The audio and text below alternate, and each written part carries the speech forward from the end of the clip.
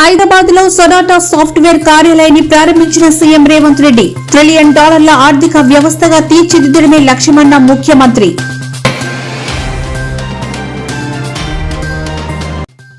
Test cricket కు Kohli good bye, ఓ అధ్యాయం ముగిసింది అన్న సీఎం చంద్రబాబు. కోహ్లీ కోట్లాది మందికి స్ఫూర్తి అని వెల్లడించిన ఏపీ సీఎం.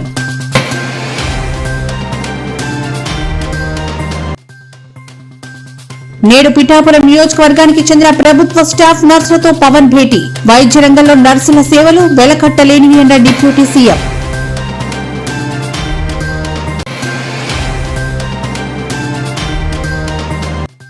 రేవంత్ రెడ్డి ఒక సైకో, శాడిస్ట్ అంటూ ఈటల ఫైర్.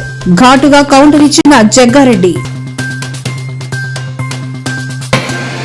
క్రికెట్ జట్టు మాజీ captain star batsman Virat Kohli test cricket కు వీడ్కోలు పలకడంపై ఏపీ ముఖ్యమంత్రి చంద్రబాబు స్పందించారు. భారత క్రీడా చరిత్రలో ఒక విశేషమైన ఘట్టం ముగిసినట్లేనని పేర్కొన్నారు.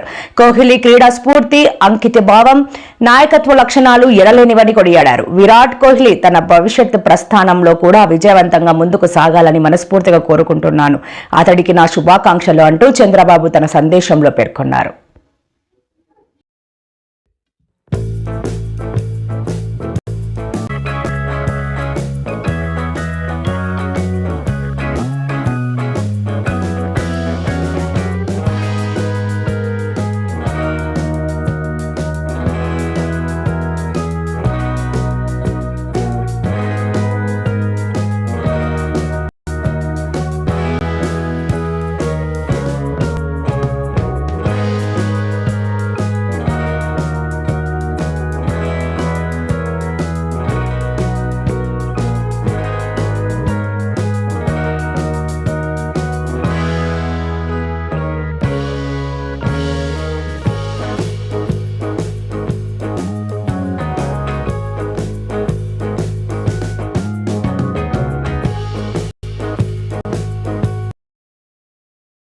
తమిళనాడులోని విల్లుపురం జిల్లా కువాంగంలోని కుత్తాండవర్ ఆలయ చిత్తిరై ఉత్సవాలు ఘనంగా జరుగుతున్నాయి.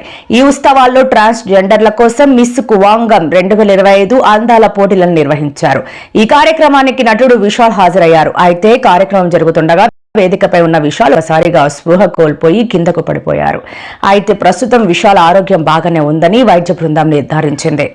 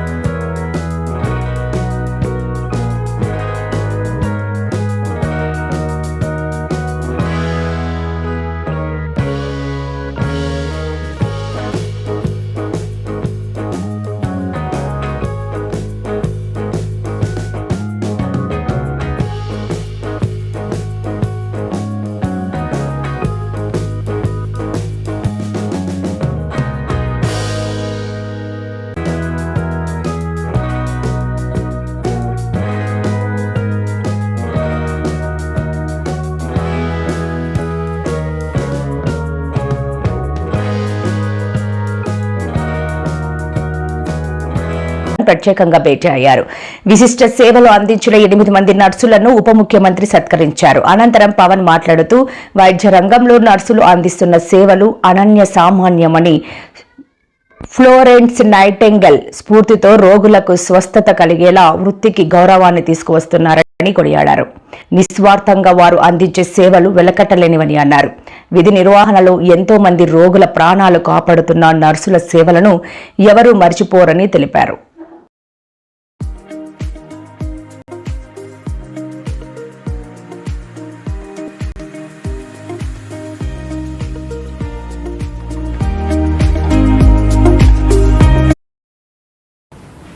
అందరికీ నమస్కారం అండి. పిఠాపురం మండలంలోని కమ్యూనిటీ హెల్త్ సెంటర్ పిఠాపురం అనేది పెద్ద హాస్పిటల్ అండి. మనకి ఇక్కడికి రోజుకి ఒక 300 మంది 400 మంది ఓపిక వస్తారు. దీని ప్రకారంగా డిప్యూటీ సీఎం గారి ఆదేశాల ప్రకారం లాస్ట్ వారము మనకి ఓఎస్డీ గారు వచ్చి హాస్పిటల్ అంతా సందర్శించడం జరిగింది. దాంట్లో భాగంగానే మేము హాస్పిటల్లో డాక్టర్ కొత్త, స్టాఫ్ కొత్త ఉందని చెప్పి ఉన్నాము. అయితే దాని ప్రకారం ఏం చేశారంటే డిప్యూటీ సీఎం గారి ఆదేశాల ప్రకారం కలెక్టర్ గారు అలాగే మా డిసిహెచ్ఎస్ కాకినాడ మేడం గారు ఒక 2 స్టాఫ్లని మాకు సరిపడా డాక్టర్స్ ని వేయడం జరిగింది. డిప్యూటేషన్ మీద వేయడం జరిగింది. ఇది 30 పడకల ఆసుపత్రి కాబట్టి 30 పడకల ఆసుపత్రి ప్రకారం ఎంతమంది క్యాడర్ స్ట్రెంగ్త్ ఉండాలో అంతమంది ఉన్నారండి. డిప్యూటీ సీఎం గారి ఆదేశాల ప్రకారం మేమందరం కూడా బాగా వర్క్ చేసి హాస్పిటల్ని ఇంకా డెవలప్ చేయాలని అనుకుంటున్నామండి. అలాగే మా దగ్గర ఎక్స్రే ప్లాంట్ పాతది కొంచెం ప్రాబ్లం వచ్చిందండి. దాన్ని కూడా కమిషనర్ మేడము తర్వాత మన కలెక్టర్ గారి ఆదేశాల ప్రకారం కమిషనర్ మేడం రెక్టిఫై చేస్తున్నారు. ఇప్పుడు ఎక్స్రే కూడా వర్కింగ్ కండిషన్ లో ఉన్నదండి. అలాగే మాకు అడిగిన వెంటనే మాకు స్టాఫ్ ని ఇచ్చినందుకు డిప్యూటీ సీఎం గారికి మరియు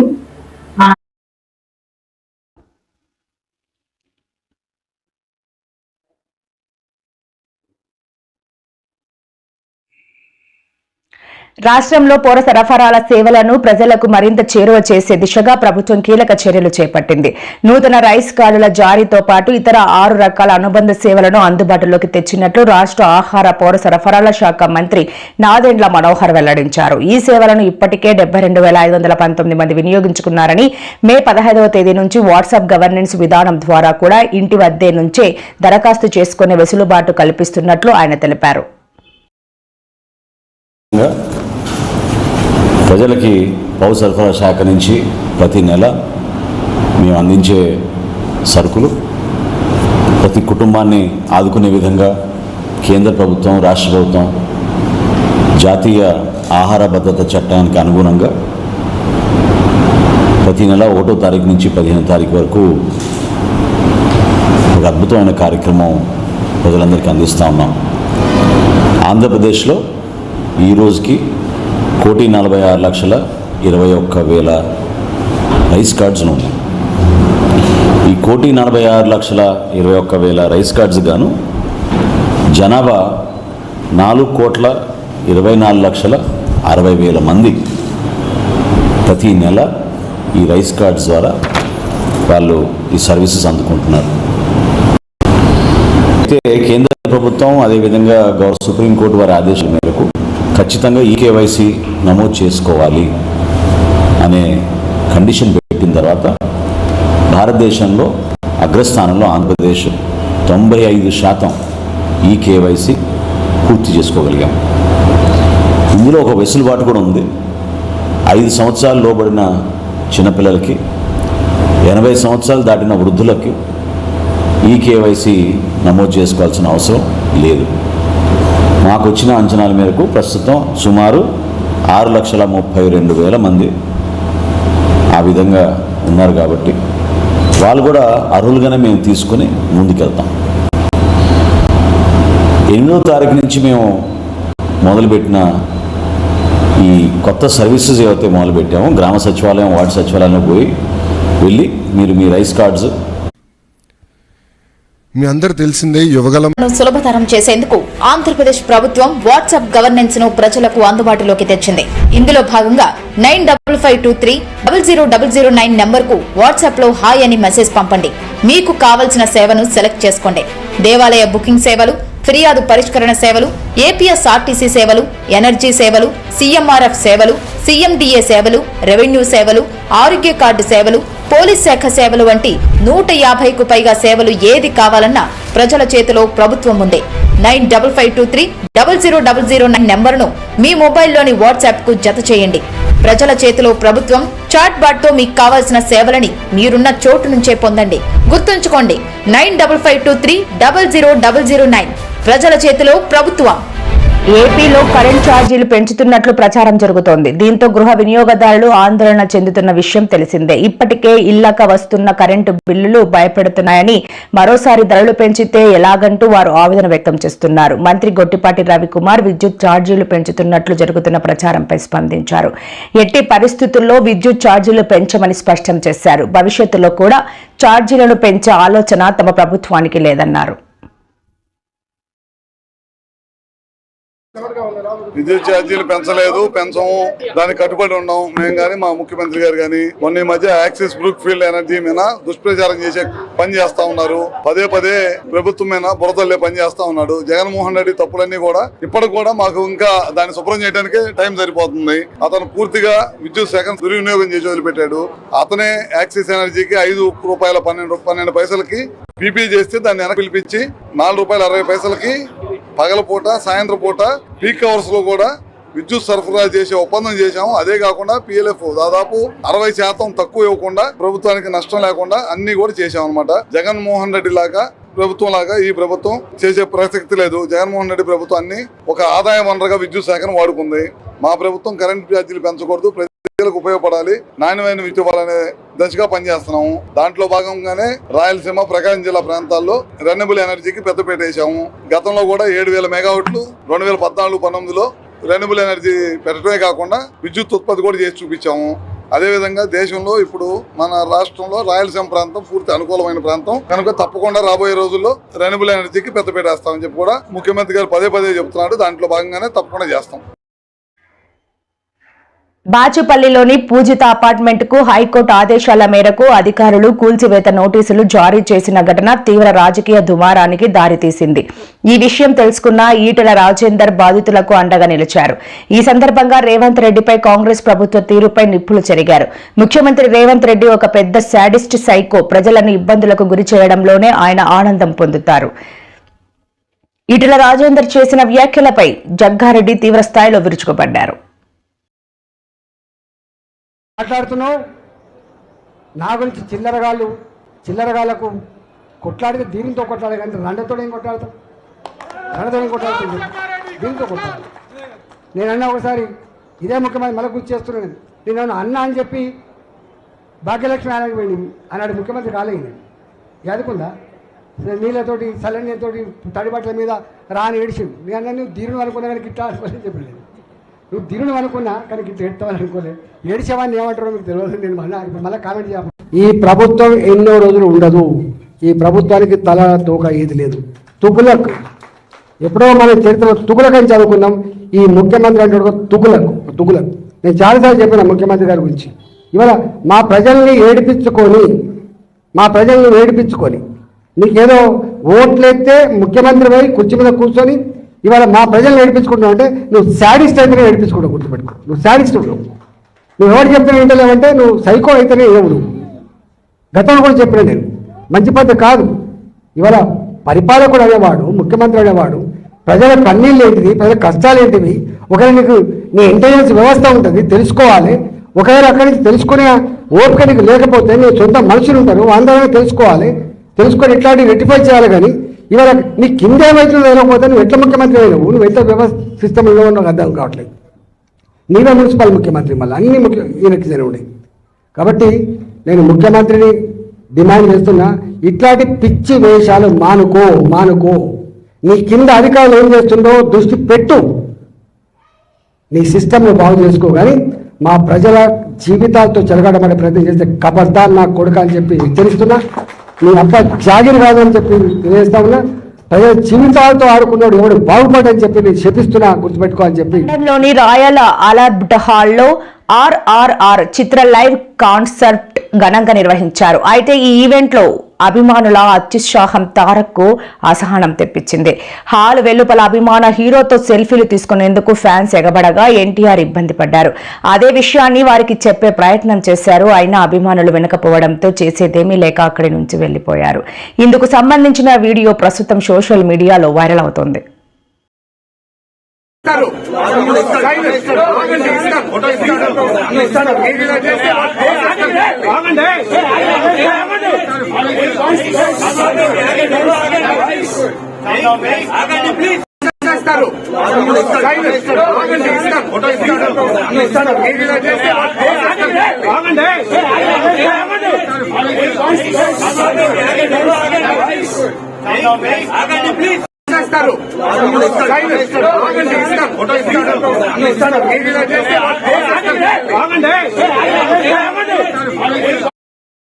శ్రీలంకలో ఆదివారం ఉదయం ఘోర ప్రమాదం సంభవించింది. యాత్రికులతో వెళ్తున్న బస్సు అదుపు తప్పి లోయలో పడిపోయింది. దీంతో బస్సులోని ప్రయాణికులలో 21 మంది మరణించగా మరో 35 మందికి పైగా గాయపడ్డారు.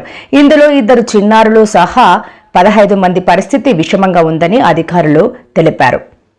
బస్సు మలుపు తిరుగుతుండగా డ్రైవర్ వాహనంపై నియంత్రణ కోల్పోవడంతో అది రోడ్డు పక్కకు దూసుకెళ్లి దాదాపు 100 కిలోమీటర్ల లోతైన లోయలో పడిపోయింది.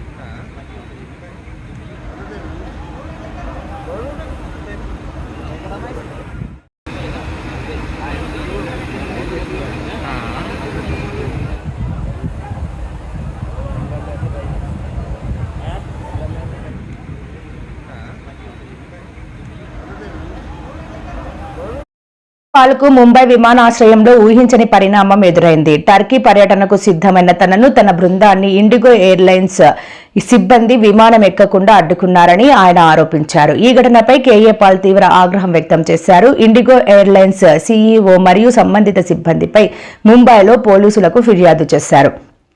శాంతి చర్చల కోసం తాను టర్కీ వెళుతుంటే విమానం ఎక్కనివ్వలేదని కేఏ పాల్ సోషల్ మీడియాలో ఓ వీడియో విడుదల చేశారు. మీరు ఇమ్మీడియట్ గా అన్ని బ్రేకింగ్ న్యూస్లు ఇవ్వండి. డాక్టర్ కేఏ పాల్ ని టర్కీ వెళ్లకుండా ఆపుతున్నారు.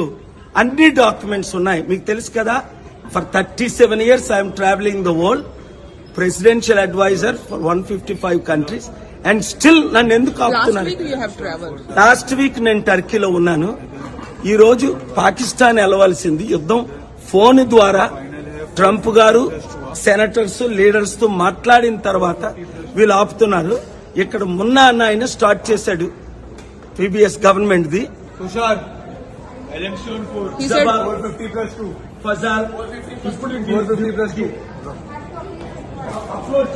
డౌన్లోడ్ చేస్తున్నాడు. You take it, you take when he's coming download. Okay, they are completely wrong. అందరూ బ్రేకింగ్ న్యూస్లు ఇవ్వండి. ఇదిగోండి, I am Dr. Kilari Anand Paul at gate number 72 for Istanbul flight. I have all documents providing passport, green card, everything. Traveling with my son, American citizen John Paul Kilari, Jyoti Begal and Mamata Reddy. All have Turkish visa. Coming back Friday, they are offloading us. What is going on? Is it because I am promoting peace and stopping this war, responsible partly for stopping India-Pakistan war? Why never they have stopped? Suzal is now offloading my son for the flight to Istanbul. వరుస కేసులను ఎదుర్కొంటున్న మాజీ మంత్రి YCP కీలక నేత విడుదల రజనీకి తాజాగా మరో షాక్ తగిలింది. ఆమె ప్రధాన అనుచరుడు శ్రీకాంత్ రెడ్డిని పోలీసులు అరెస్ట్ చేశారు. ఆమె కారు ఆపి శ్రీకాంత్ రెడ్డిని అరెస్ట్ చేశారు. మాజీ మంత్రి కారులో ఉన్న శ్రీకాంత్ ను తీసుకెళ్లడానికి పోలీసులు యత్నించారు. దీంతో పోలీసులకు విడుదల రజనీకి తీవ్ర వాగ్వాదం చోటు చేసుకుంది.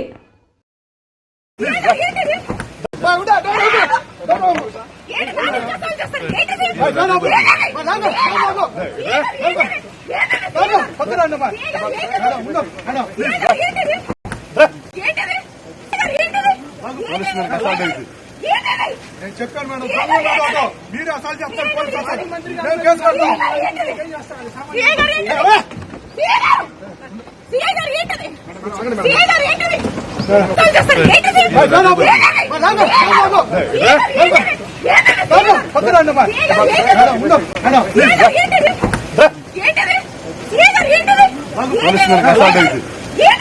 నేను చెప్పాను మేడం, మీరు అసలు చెప్తారు. ఇటువంటి మరెన్నో వీడియోల కోసం మా ఛానల్ ని సబ్స్క్రైబ్ చేసుకోండి. పక్కనే ఉన్న బెల్ ఐకాన్ ని క్లిక్ చేసి యాక్టివేట్ చేసుకోండి.